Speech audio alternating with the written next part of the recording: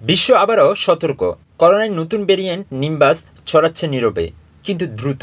Asia, Europe, আমেরিকায় শনাক্ত, বাংলাদেশেও রয়েছে প্রস্তুতির পথে। স্বাস্থ্য অধিদপ্তরের তথ্যে জানা গেছে, বাংলাদেশে গত ২৪ ঘন্টায় নতুন করে করোনা শনাক্ত হয়েছে ১৩ জনের। টেস্ট হয়েছে ১০১টির।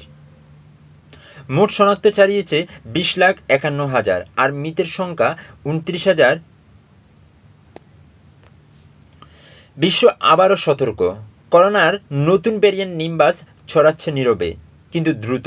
এশিয়া, ইউরোপ, আমেরিকায় শনাক্ত, বাংলাদেশও রয়েছে প্রস্তুতির পথে। স্বাস্থ্য অধিদপ্তরের তথ্যে জানা গেছে, বাংলাদেশে গত ২৪ ঘন্টায় নতুন করে করোনা শনাক্ত হয়েছে ১৩ জনের। টেস্ট হয়েছে ১০১টি। বিশ্ব স্বাস্থ্য সংস্থার তথ্য বলছে, নতুন ভ্যারিয়েন্ট নিম্বাস ইতিমধ্যেই ২২টি দেশে ছড়িয়ে পড়েছে।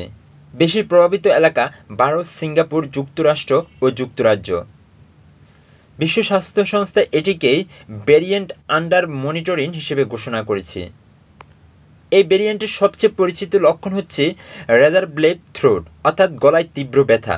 এছাড়াও রয়েছে জ্বর, ক্লান্তি, হালকা কাশি, নাক বন্ধ, মাঝে মাঝে ডায়রিয়া ও বমি।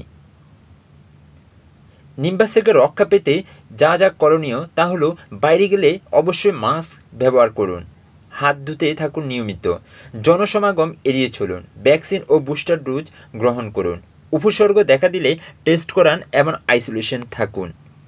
ভাইরাসের চরিত্র এখনও পরিবর্তনশীল, তবে ভালো খবর, বর্তমানে ভ্যাকসিনগুলো এখনও কার্যকর।